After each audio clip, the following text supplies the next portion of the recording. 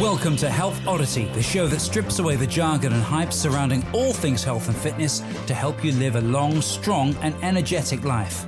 Lining up at the bar this week, here's Peter Lant, Paul Bassett and James St. Pierre.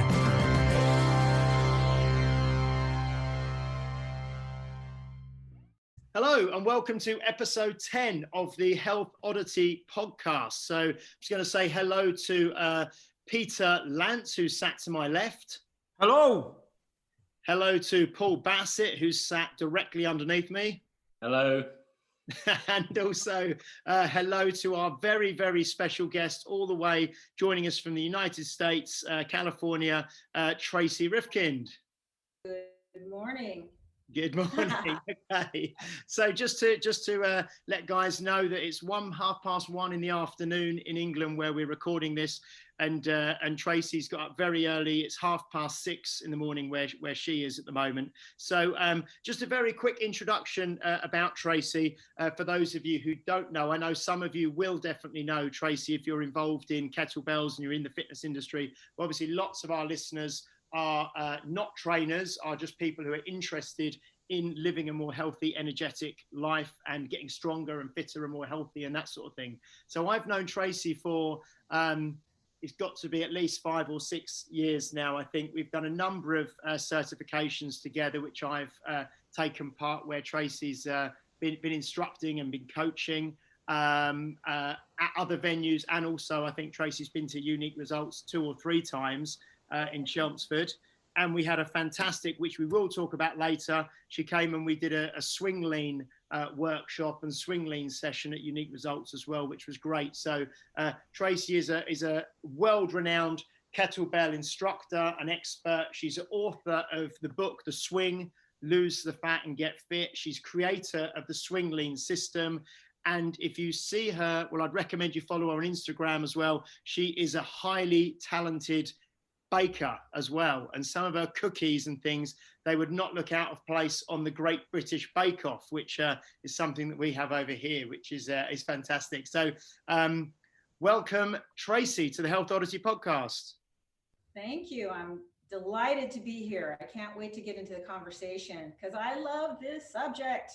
Okay, fantastic. And when we set this up, I said to you that kind of the demographic or the people that really myself, Peter, Paul, all kind of work with, majority of our members are probably 40 plus, certainly 35 upwards, and many of my members are in their 50s and 60s. So right. So that's kind of who we're talking to in the podcast. So I don't know, Tracy, if to begin with, maybe you could just tell us a little bit about yourself, you've got a fantastic story and a fantastic journey, obviously yourself. Just tell us a little bit about you and, how you came to be where you are today. Sure. Well, I was thinking about the age demographic as I was getting ready for this interview. And this all happened for me when I was 41 years old. So up until that point, I had spent my entire life being overweight and eventually morbidly obese. So that's not any kind of, thing that you should take lightly. So I was never thin in my life, except for momentarily, crash diets and that sort of thing. But so at 41, a lot of things happened to me kind of simultaneously. One of the things that was really on my mind was dying. Is that when you start thinking about it, when you're 40? Yep. It's my birthday today. I'm 41, so I mean. Oh. But, so I started thinking about having a heart attack and all kinds of stuff. And I knew that the things that I were thinking about that was going to kill me was probably related to the fact that I was so fat. And I started thinking, you know what, if I die because I'm fat, Mark is going to be really pissed off. So, really. So the other thing that happened was at that year, the Biggest Loser. Do you guys have a show similar to that? The Biggest Loser, where, a bunch of fat people get together and try to lose weight faster than anybody else? Yeah, we have that. That We actually have the American Biggest Loser on over here, and we've also, I think we've had a British version and an Australian Yeah. version, and yeah, all Yeah. good, yeah. So that season had just played, and the people at work decided to do the same thing, have a bet, right? That whoever could lose the most amount of weight in proportion to their beginning weight, percentage of weight, in 3 months. So it was a 3-month challenge. So I was the fattest person. I worked in a salon at the time. I was the fattest person there. I was used to being the fattest person wherever I was at. But they didn't ask me to be part of the bet. I walked in and everybody's taking their picture and all their before stats. And I'm like, what's going on? And they're like, oh, we're going to do this bet. And I'm like, what about me? Like, you know, why wasn't I included in this? But I understand why I wasn't, because at the time I had what I call fat pride. And I knew I was fat. I didn't apologize for it. I'd go in and say, oh yeah, I ate a tub of ice cream last night, or, you know, this and that. I didn't know it at the time, but it was a defense mechanism. You know, it was a defense mechanism that just said, you know what, I can't help it.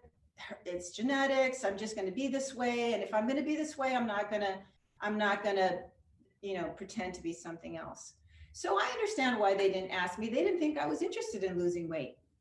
But I kind of took it as, you know what? You guys don't know me. All right. You put some money on the table, you put a deadline on it, and this girl is going to kick some ass. So it lit a fire under my ass like a fire hadn't been lit before. And in 3 months, I lost 50 pounds. Wow. I lost more than 50 pounds. I went from 254 pounds to 200 in 3 months. And I won the bet. Yeah. Right. So I didn't know about kettlebells at the time, but obviously that night I had decided to lose 100 pounds. That there was no question in my mind that I was going to lose 100 pounds. That would have taken me to 150, which is still overweight by a lot of people's standards. I lost my train of thought, but I knew I was going to lose the weight. And so like a lot of people in The Biggest Loser, I didn't go out and go balls to the wall exercise because I couldn't, because I was heavy. And I heard you guys talk about walking a lot. I talk about it. I write about it in my book. I talk about it all the time. The very first thing I did is we had a walking trail where I lived, and it's a little over 2 miles. And I walked that damn trail every single day. And on Sundays, I did a double loop, 4 miles. And my lower back hurt so bad. But you know what? On my walk, I think this is what made a huge difference, is on my walk, I visualized my body changing. I had a conversation with my body. And one of the conversations that I had, because like I mentioned earlier, heart attack was something I was really afraid of having. Heart disease in women was, you know, starting to come to the forefront, that it was more common than people thought. And even though I have low blood pressure, I'm not going to have a heart attack. I'm cool. But I would have a conversation with my heart, and I'd be walking, you know, and I'd be going, you know what? I got you. I'm going to take care of you. I am going to melt this fat that I've been surrounding you with. And I literally saw the fat dripping off of my heart as I walked. Every step I took, I saw that step as stronger, more driven, more inspired, more motivated. Nothing, no one was going to stop me. And there you go. Here I am. You know, so many things have happened since then, but when I look back on it, I didn't even know what I was doing. But looking back on it, I can see why it worked for me. And then I could tell other people, this is why it worked for me. So anyway, moving on. I ended up losing a bunch of weight. And at that time, I found myself 50 pounds lighter. And Mark was just, for those of you who don't know, I'm happy to be married to one of the most brilliant kettlebell instructors ever, master instructor, Mark Reifkind. So he had already discovered the kettlebell. And of course, we owned a gym. I mean, he's been a competitive athlete his whole life. We owned a gym for a number of years. I was fat. So when I started this bet, it was really funny because everybody said, "Oh, it's not fair. You're married to a personal trainer." And I'm like, yeah, a lot of good that's done me already. I've been married to a personal trainer. I'm over 100 pounds overweight, right? How much good has it done me? So he had discovered the kettlebell, and about after my first initial weight loss with walking and changing my diet drastically, from eating a tub of ice cream and fast food twice a day to making all of my own food, measuring, weighing, all that fun stuff, because it was fun. It wasn't tedious. It wasn't horrible. It was fun.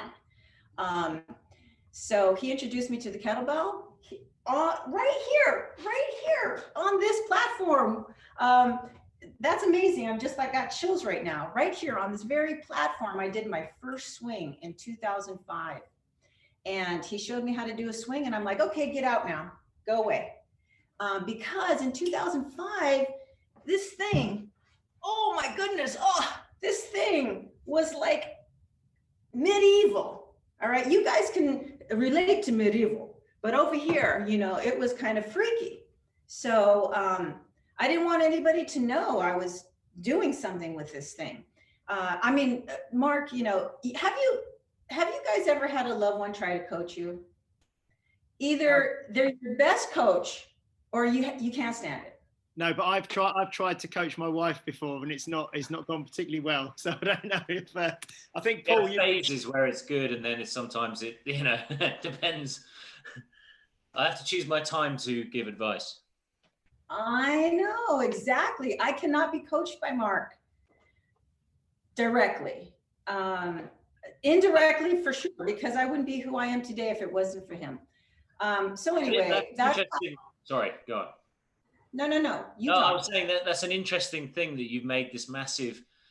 I mean, the jump that a lot of people fail to make. I say fail, but don't make, is that it doesn't matter the knowledge that you have. You suddenly made a very, very strong decision, one that you have kept to this day, to make that change. And you also used a couple of words which chime with my story, but I also think it's very useful for anyone else. You started being excited about the acquisition of knowledge and discovering all these different areas of your abilities and what the world has to give you. And I think that's a very fruitful way of undergoing weight loss and changing your body. It becomes less about the number and more about personal development. But the number is important. The number is important. I mean, you cannot, I tell people, don't make excuses. If you want to be 120 pounds or you want to be 180 pounds, first of all, don't tell anybody what you're doing, because it's nobody's damn business but yours. Because a lot of times, for instance, I had a massive weight loss in a very short amount of time. I guarantee you, if a woman walked into your gym at 250 pounds today and said, you know what, I want to lose 50 pounds in the next 3 months, you would have big reservations about that. You would probably discourage her, if anything. So, and you're professionals. And I'm an example of somebody who is successful at starting my weight loss there. So I have a different view of that whole thing. When people say, one of the things I heard so many times was, well, wasn't that unhealthy to lose that much weight that fast? And it was unhealthy being 250 pounds for a very long time. That was much more unhealthy than eating correctly. How unhealthy is eating correctly? I don't think that's very unhealthy. I just happened to go from 0 to 60 very fast, or 60 to 0, I should say. Very fast. I made big changes very quickly, but I didn't starve. I didn't fast. I didn't, I had healthy food, a good amount of calories every single day. I had treats on the weekends. So nothing I did, absolutely nothing I did was unhealthy. So, I mean, would you say that, I mean, one of the reasons people say that to you is that actually the scale of what you achieved is quite enormous, because a lot of people don't make that kind of progress. And so they why is losing 50 pounds enormous, but gaining 50 pounds isn't enormous? Because culturally we have very different perceptions, don't we? People have to look at, oh, wait a minute here, I've done something really enormous in the wrong direction. Yeah. Yeah. What? So going back, I didn't do anything enormous. I'm normal. I think what's funny with what you've just said as well is like, obviously, if someone comes in and says like, I want to lose weight very quickly, where, like you say, as professionals, we're going to be like, well, okay, it's not necessarily the best way to do it. But if someone's really ready, if they're like, I am ready to go, they're going to do it. Why is it not the best way? Not for everybody. Not for everybody, because people can do that and then give up after the 3 months and put it all back on again. That's the way I would look at it. I'm not here to tell everybody what's right for them. I don't know what's right for anybody. So I can't say, yeah, you're one of the everybody and you're not. So, you know what? I think that this it's not a prejudice. Yeah, I don't know. I could go on and on and on about this. I don't think that it's anybody's place to tell somebody else what they can and what they cannot do. Our bodies are amazing.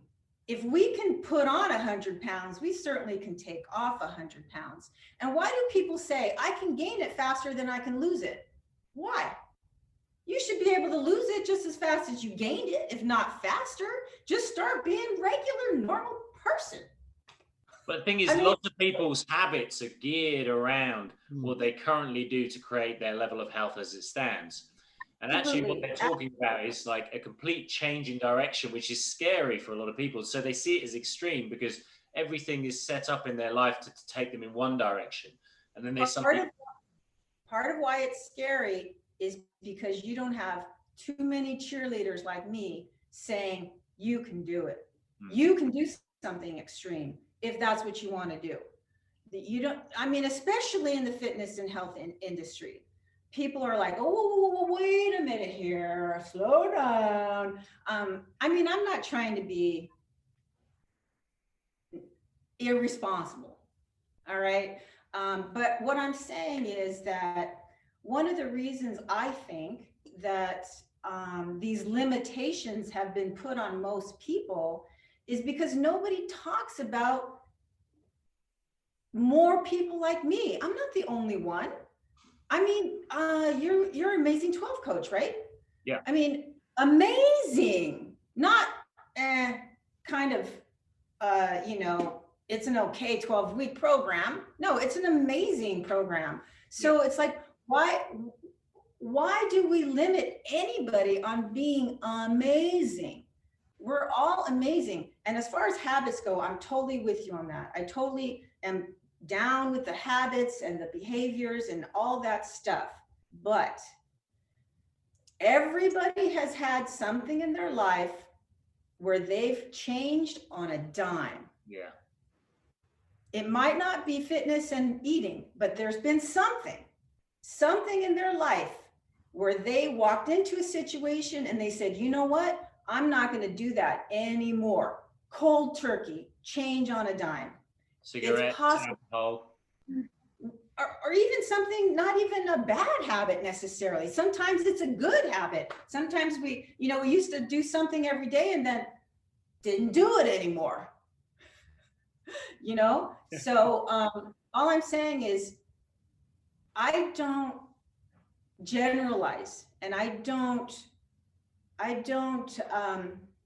to break those old thinking that amazing things aren't possible, because amazing things happen all the time, every single day. Well, I mean, every client sits down in front of you with a different set of goals, a different set of aspirations, and in the end, we facilitate their dreams and their hopes and their focus, and however that wants to be expressed is our job to make sure that they get there and they have fun, and then they do it with the best possible environment around them. And like you say, I do think it's great to hear this kind of perspective, because it really does put the power in the hands of the client, and show you that the human potential for change is massive. It's massive. It's massive. And I want to thank you very much, by the way. You mentioned a book called Peak a couple podcasts ago. Man, I love that book. Love it, love it, love it, love it. Thanks for recommending it. If you guys haven't read it, you should read it. So in that book, what I'm finding so amazing is he's talking about this new generation of older people. Because the book Peak is about how would you describe it? About purposeful practice. Is that what a deliberate practice, purposeful practice? Yeah. And how to improve your skill deliberately, right? And he talks a lot about how the author writes a lot about how children, right? Children, you would think that a gymnast, a dancer, a musician, if they started when they were children. But there's a part of the book where he talks about adults, about a gentleman that started golfing when he was 32 and turned into be a pro, right? So, I mean, you look at those kind of things, and I think that there's more and more people, getting back to who we're talking to this morning and about, more and more people that find themselves approaching 40 or older, and they're not getting a whole lot of support to be super awesome, to choose something and say, hey, you know what? You can be the best at that if you want to be in your age group. No, I'm just kidding. In a master's competition. But so what? Who cares? You know, it's about being inspired to reach for something that you maybe thought wasn't possible, and making it happen. Weight loss is one of those things. Getting fit is one of those things. I know Peter and Paul. Okay. You mentioned GS Sport. I mean, I got into competing kettlebells in 2013, and it changed my kettlebell world. You know, it's like I just qualified for candidate for Master of Sport in the kettlebell marathon. I snatched the 16 kilo for 30 minutes straight without putting it down. And I wasn't even doing it on purpose. That was part of my workout that day. It wasn't until after I finished it, I happened to videotape it, that Mark said, you know what? I think that qualifies you for candidate for Master of Sport. And I'm like, oh, all right, we'll send the video in. So there you go. So, I mean, I think I did that 2 years ago at 55 years old, to qualify for candidate for Master of Sport in a legitimate competitive sport, you know, without even trying. It was my own foundational training that gave me the ability to, decide. It took me about 2.5 months to train for that. I wasn't training for the competition necessarily. That was my goal, was to do it for 30 minutes continuous. So, you know, that's pretty amazing. That's tough. Trust me, I know that's tough. How many men can do that? Hardly any. Yeah. So they were just. I mean, the level of focus and the ability to deal with just discomfort for that period of time, because essentially it is just uncomfortable. I mean, obviously you have a level of conditioning, but unless you can see that vision. There's a lot of things that are uncomfortable. Shit, competitive sports in general is uncomfortable to the person who's not inspired and motivated to do that. To the person it's kind of like, is training fun? No, but everything you get from training is fun. You know, looking at like a trained and fit body does not look like an untrained and unfit body. It looks completely different. And now that I'm in my 50s, I'm really seeing that this is the decade where there's a bigger and bigger separation between people and people that just go out for a leisurely walk. I have a neighbor that walks her dog every day at the slowest damn pace. She's my same age. I'm sure she's probably a little bit younger than me. And I'm like, put a little move on it, lady. Like work that walk for yourself. Like la da da da da. I'm sure the dog would appreciate it too, because anyway, whatever. I'm not here to judge anybody else. All I'm saying is, but you're not seeing any ceilings really, which is interesting, because a lot of people put in place a lot. You're not seeing any ceilings to not only other people's capacity for change, but certainly for your own at the moment. You still don't see a ceiling. You don't. I mean, how do you see your own growth now that you've achieved a lot? I mean, do you still see growth in certain areas? Are you finding new areas of growth, or what's your now? Well, thank you for asking that, because so my own training is I'm not really focused on any one goal right now. COVID had a lot to do with it, right? I mean, we're not getting out. I'm not in the gym. I'm in my home gym. I'm doing clients with FaceTime. You know, I mean, obviously the only real goals to set is in sport, kettlebell sport. There's no swing competition until maybe we invent one. I don't know, maybe we should. Hard to judge, trust me, I've thought about it many times. So a ceiling, so James mentioned something when we started, which is my baking. I'm a crazy baker, which is, you would think, complete opposite of what I do. But I learned how to bake sourdough bread over 2 years ago, and I became obsessed. Just look at my Instagram and you'll see. Hang on a second. You want to know how obsessed I am with sourdough bread? Ta-da! There's my loaf I baked this morning. You have one everywhere you go. Everywhere I go. And I see you always take a cross section, don't you? You open it up and you can see the Of course you have. That's the whole thing. You got to see what's inside that bread. Yeah. I just became driven to make the best bread I could possibly make, because it's an art form. So it's not for everybody, but I happen to look to find things that inspire me to want to be the best.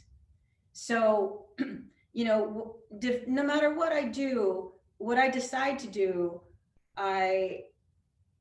you're right. I don't really put a ceiling on it. I want to be, I want to be amongst the best. I want to have that conversation with the best. Which also reminds me about something that happened with the interview with Rick Brown. At the end of that interview, one of you said you had some questions for him, but you wanted to ask him off interview. And I'm like, what are those questions? I want to know. I think that was Pete, wasn't it? That was you, Pete. Paul. It was Paul. Oh, was it Paul? Okay, it's Paul wanted to ask him. Okay. What kind of questions did you have about your own training that I wanted to know about? I want to know what it is that how you want to expand your own training. Training is training. There's progressions. There's, I mean, so you've got a thirst for knowledge then. It's just feeding itself. You've got this engine that needs more knowledge. It's not so much that I need more knowledge. One of the things at kettlebell training, and being married to Mark Reifkind for 33 years now, I never understood the concept of progressions. And nothing is more important in training than knowing the progressions. Even with my quick weight loss, right? There was still progressions. I lost 50 pounds in 3 months, but there was still a progression that I was following that time. So this in bread baking, there's a progression, like people decide, oh, I'm going to put nuts and I'm going to put pumpkin and I'm going to put this in my bread. I'm like, you don't even know how to bake a decent loaf of bread? Why are you trying to go ahead? But it's okay. Everybody's on their own journey. It's fine. You'll find out, right? You'll find out. So same with training and exercise. It's like, there is, and this is, I think, what you guys are trying to get across is there is a progression. There is a starting point. There is the next step. How you go through those next steps, how quickly you go through those next steps is up to the individual and how much they're inspired and motivated to do that, right? Because you don't want to hold someone back, do you? Right. You thought we were going to talk. I don't even know where this conversation is going. Can I ask Tracy, because just to kind of, because I get the feeling already that we could probably talk for about 3 hours, but just to kind of just tie in what you just talked about with progression, the next kind of stage of your journey, if you like, from when you originally lost your first 50 pounds through mainly, diet modification and walking, and then you got taught by Mark to do a kettlebell swing in the garage. What takes you from doing a kettlebell swing to then you were featured in Tim Ferriss's 4-Hour Body, weren't you? And you then went on to write your own book, The Swing, and you became a kettlebell instructor. And what took you from, learning the mechanics of a swing and starting doing a bit for yourself to then become, as you've been known as the kind of the queen of the kettlebell swing? What took you on that portion of your journey? Okay, so Mark showed me how to do the swing, and I like repetition. I like practice. So, that a lot of my hobbies involve, building a skill that takes repetition. So he said, okay, just do 10 sets of 10 swings and you'll be good. And I said, okay, fine. I didn't want to do it, by the way, because I thought it was ridiculous. It looked stupid and I wasn't going to do it, but I did. When I went to my first certification in 2006, so I want to say I started swinging a kettlebell around June 2005. And then I had lost 100 pounds by November 2005, because I started in March. So in 11 months or less, I lost 100 pounds. I started in January, January to November, I lost 100 pounds. So then I'm like, okay, I want to get certified. So back then, there was no Tough Mudders, Spartan races, all that, balls to the wall, crazy competitions. But there was the RKC, there was the now, kettlebell certification, where it was 3 days of hard, training. And I had already kept doing longer and longer sets, 10 reps, 20 reps, 30 reps, 40 reps. And I started to time it, and I saw how beautifully 10 swings fit into 15 seconds. And I'm totally about interval training for me. I love interval training. I love, remember those gym bosses? I never used to go anywhere without a gym boss. It's like that interval timer was my boss. And it spurred me on. It told me, go, stop, go, I loved it.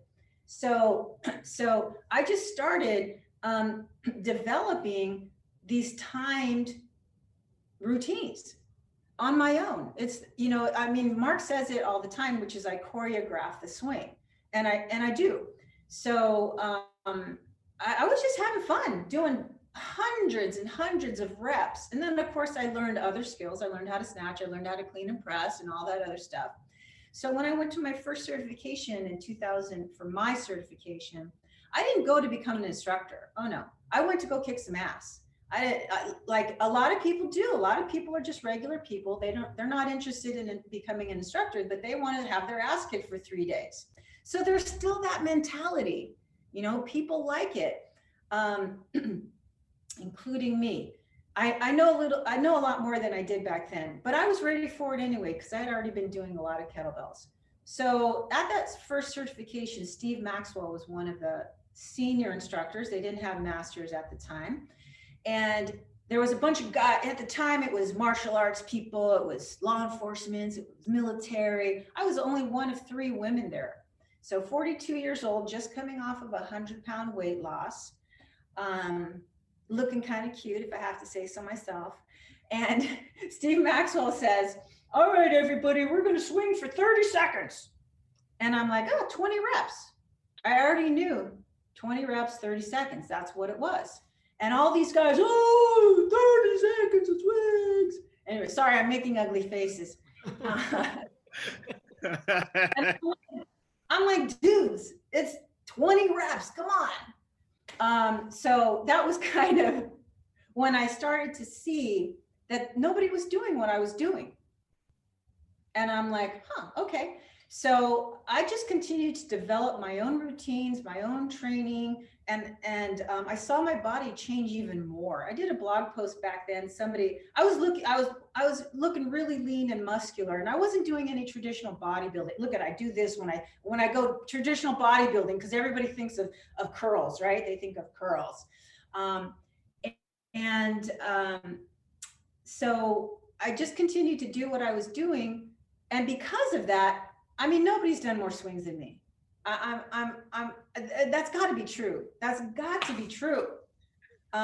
So by the time by the time it was starting to be seen that the kettlebell swing was a very effective and efficient movement and accessible, Tim Ferriss had been doing research on that. And he asked Pavel, okay, I'm writing this book and I want to do a chapter on the swing.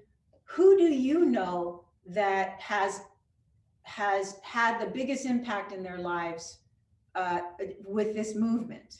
So Pavel is the one that hooked me up with Tim Ferriss. And Tim Ferriss interviewed 20 people for that chapter on the swing, and he chose my story. And my picture and my whole thing, that was really, and I was in his video. If you guys haven't seen the video trailer to the 4-Hour Body, oh my God. One of the most fun things I've ever done, most badass thing I've ever done was be part of that video trailer. So anyway, so that's how I got hooked up with that. And then of course, his literary agent contacted me after the 4-Hour Body to do a book specifically on that chapter of the book. And that's how I got my own gig, the Swing, Lose the Fat and Get Fit. And yeah, the rest is kind of history. So there you go. Did that answer your question? I think so. Yeah. Yeah, I'm sure. I don't know if Peter or Paul has a question they want to ask before we move on, or. Well, the one thing that I'm wondering is, you have so much energy, you have so much drive now, and you can see a real thirst and a passion for a multitude of different things. Where was that energy before the age of 40? Where was it being directed? Right. Good question. You know what? I did have some other hobbies and interests that I was very good at. They just happened to not be fitness or baking. I was for a long time. I bought and sold antiques and vintage items, and I would resell them at the flea market.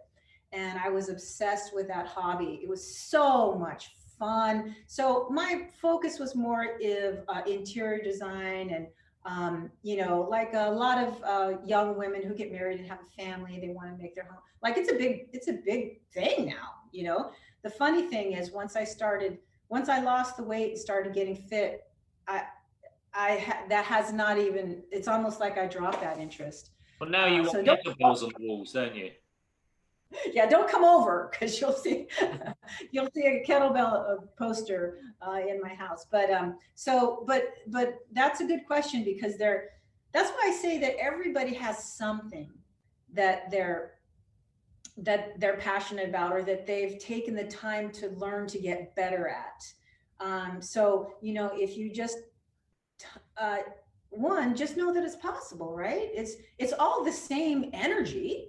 It's all the same energy. It's just where do you want to focus that energy? Who do you want to be? It's like for a long time I was that person. People would compliment me on my store, on my setup. What a good eye I had. That was ego gratifying for me at the time. And then and then it just changed. So, I mean, if I had the answer to that, I'd be rich. So I think that's a really hard, what you've just said there, who do you want to be, is a really hard thing to change, isn't it? When you've been someone for so long and then you go, right, I don't want to be that anymore. Who am I going to be now? And it's really difficult because you've got to start from the very beginning. Well, don't say it's difficult. Well, it is. But, that doesn't matter. That makes it good though, because if everything was easy, then what's the point? Quite fun to do difficult things. But here's the thing: when you're inspired, it is easy. It's not difficult, and I think that's what needs to change. It needs to be looked at as, I'm making a bigger deal about this than needs to be made. Yeah. Because it's not that big of a deal. We're making it way bigger than it needs to be. I mean, really. Get up, start feeling good, go for a walk, make your lunch, whatever. Like, just instead, I think a lot of, I really hate to generalize. I hate to talk about what other people think when they wake up in the morning. So I'm just going to say a lot of times what I think when I wake up in the morning. And even now, it's like, what did I eat yesterday? Oh my God, did I eat that? Oh, I shouldn't have eaten that. Like, oh my God. Oh, well, tomorrow I just wasted yesterday. So what am I going to do? You know what I'm saying? It's that kind of mentality that keeps us down. So it's more about waking up and saying, today's going to be a good day, right? Today's going to be a good day. What am I going to do today? Oh, yes, I'm going to go. This is my first thing. That's what's nice about a schedule, right? You already know what you're going to do tomorrow. What's nice about a routine, I already know, like today, I don't train on Tuesdays. Tuesday's great for an interview. Perfect. Because yesterday I trained. Tomorrow I train. There's no, what am I going to do tomorrow? I already know what I'm going to do tomorrow. I don't plan my meals as much as I used to, but I pretty much eat the same things all the time. I don't have to plan them as much as I used to feel like I had to. So, we're making a much bigger deal about things that need to be made of, in my opinion. So a big question I'm getting a lot at the moment, because I work with a lot of women over the age of 40, and a lot of the questions I'm getting are should training change as we age, particularly for women, people going through menopause and stuff like that. And there is also a lot of narrative outside about that this will affect you. This is going to be a major thing, and I'm not really best placed to give feedback on that. But from your experience, how's your training evolved? Have you ever taken into account other areas of like hormonal balance and things like that, or have you just been singular in your focus? That is a great question, because I have a lot of, first of all, nobody told me about menopause. My mother didn't even tell me about menopause. One day I'm like, oh, man, it's hot around here. And I'm like, wait a minute, what? So personally, my body has not changed through menopause. And the other thing that happened to me when I was losing weight is I never hit a plateau.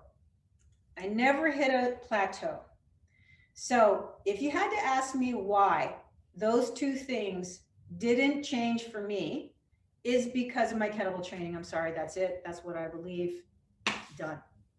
I mean, maintaining muscle mass and building muscle mass, getting a nice sweat, burning some calories. I don't really believe in that necessarily, but what I'm saying is just feeling good about myself, my body, and not like a lot of people say, oh, you're so disciplined. And I say, I'm not disciplined, I'm greedy. I got a body that I really like, and I'm not giving it back. Nobody's taking it from me, and I'm keeping this to whatever degree that I can keep this. And so my sister asked me the other day, she's a year older than me. She's always been small, and she was always the skinny one, right? And she's got this little pooch belly of hers. Sorry, Chrissy. And she said, she's not watching this. she's like, hey, what do I do about this? I go, well, you know, you don't do any weight training. I'm going to start there. So I'm a big believer in weight resistance exercise for women, especially as we get older. My own training has changed from, I've been resisting saying that my age has anything to do with it, but for sure, my recovery has changed. Let's put it that way. It has changed my my need for probably a little bit more recovery and self-care, stretching, and other things that I should probably incorporate into my training. But then, you know, if you make everything a priority, nothing's a priority. And I tend to do the easy stuff, which is, you know, a few thousand swings. That's easy for me. I was going to say, like, you're going to need anybody's going to need recovery after doing half an hour of snatches with a 16 non-stop, aren't they? It's like, oh, and then just finish that. No, right? So my training last week, I haven't posted it on YouTube though. I think it was on Friday. I did 4 sets of 90, 16 kilo snatches, 15 at a time, 15, 15, 3 times, 4 sets of 90 with a 2-minute break. So what is that? 20 minutes of snatching, 360 reps with a 16, 57 years old. That's practically 4 snatch tests in a 20-minute time. Yeah.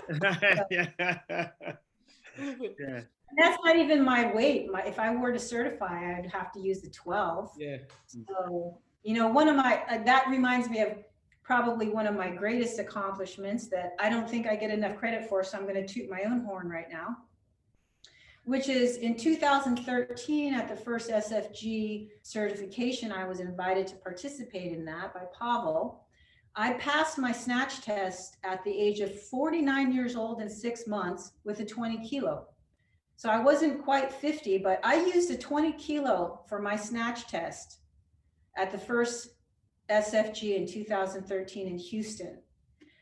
That's a pretty big deal because to my knowledge, no other woman has used a 20 kilo for her snatch test. Not to say that they couldn't, but they haven't. And that was in 2013. It's 2020 now. So my record stands. Just to put that in context for anyone who doesn't know, the snatch test is 100 snatches in 5 minutes. Ladies have to do it with a 16. When they're 50, is it over 50 you do it with a 12? I think so, yeah. So you were nearly 50 and you went up a weight. Right. So that's even better. That's brilliant. And also, just for the guys who haven't met Tracy, Tracy is you're not a big lady, are you? I don't know how tall you are, Tracy. What are you, 5'4"? Yeah, maybe 5'4". You know, so yeah. So in terms of proportion of size and body weight, a 20 kilo kettlebell is serious, really, really good. Fantastic. Yeah, I think I was 135 pounds when I did that. Wow. Certification. So what is that? 60 kilos, something like that? Yeah, so it's like snatching a third body weight. Yeah. Yeah, body weight. Yeah, it's incredible. I mean, doing it with 32 kilos. Yeah. Yeah. Good luck with that. I'll demonstrate it next week. There's no ceilings, anything's possible. So let's do it next week. My fingers hurt. I hurt my finger. I can't do it. Otherwise, I would. Getting back to that question about the ceiling is the author of The Peak says that the ceilings are being lifted, right? So 100 years ago, the time for a marathon was the ceiling was here. Yeah. And that ceiling is getting higher and higher and higher. So why am I going to use somebody else's ceiling as my measurement for where I want to go with what I want to do? So there you go. Fantastic. I think, Tracy, we'll have to get you on again without a shadow of a doubt, because we could certainly keep talking and asking questions. I don't think we've even scratched the surface, but I think we will have to start to wrap up now, because it has been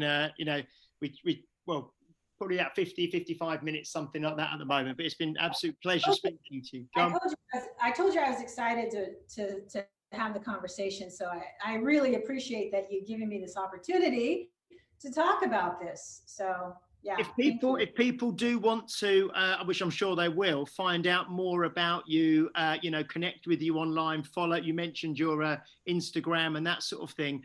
How can people, connect with you and get in touch with you and follow what you're doing, Tracy?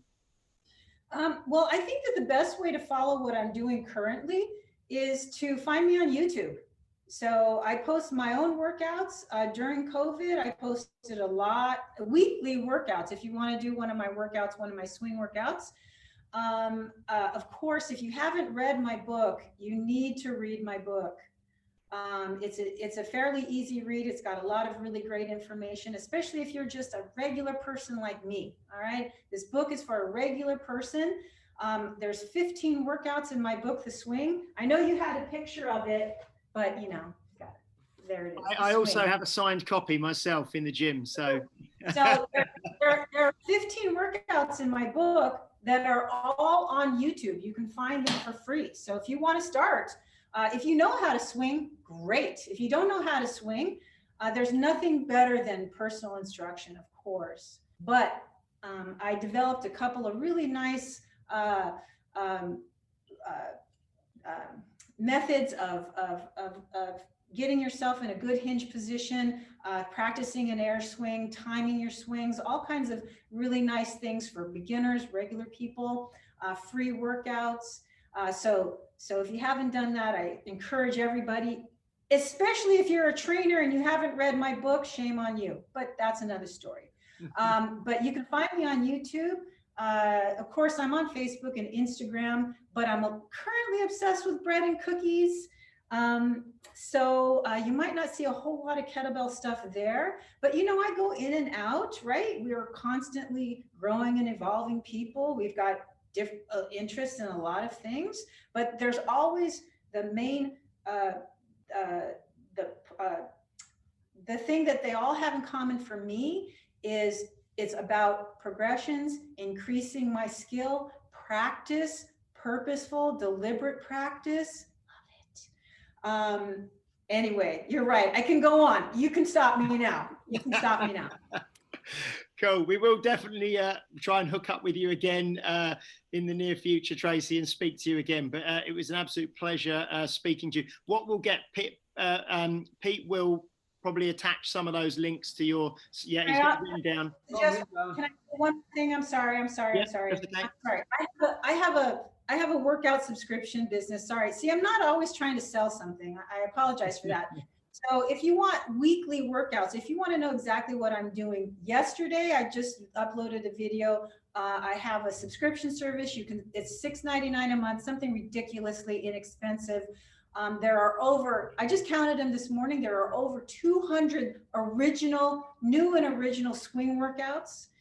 Over 200 you can get right now for under, £5, probably about that much money. All right. So you'll find that at gumroad.com, gumroad.com/SwingLean. SwingLean is the name of my program. So there you go. Thank you. Fantastic. So yes, thank you so much, Tracy. It's been an absolute pleasure speaking to you and lovely to catch up with you. And we will attach all the links and things to the podcast so people can click straight through and connect with you on social media and YouTube and your subscription membership site as well would be fantastic. Do you want to say goodbye, Mr. Peter Lance? Goodbye, Mr. Peter Land. Sorry, I'm writing all this down. Do you want to say goodbye, Mr. Paul Bassett? Goodbye. Okay. And would you like to say goodbye to everybody, Tracy? Goodbye. See you next time. Excellent. Thank you very much, guys. We'll see you next week on episode 11. Thank you, guys. Take care. You've been listening to Health Odyssey with Peter Land, Paul Bassett, and James St. Pierre. To get your regular fix of hype-free health, you can subscribe and leave a review wherever you get your favorite podcasts. You can find out more on today's and other topics at healthodyssey.com or find us on Facebook or Instagram by searching for Health Odyssey.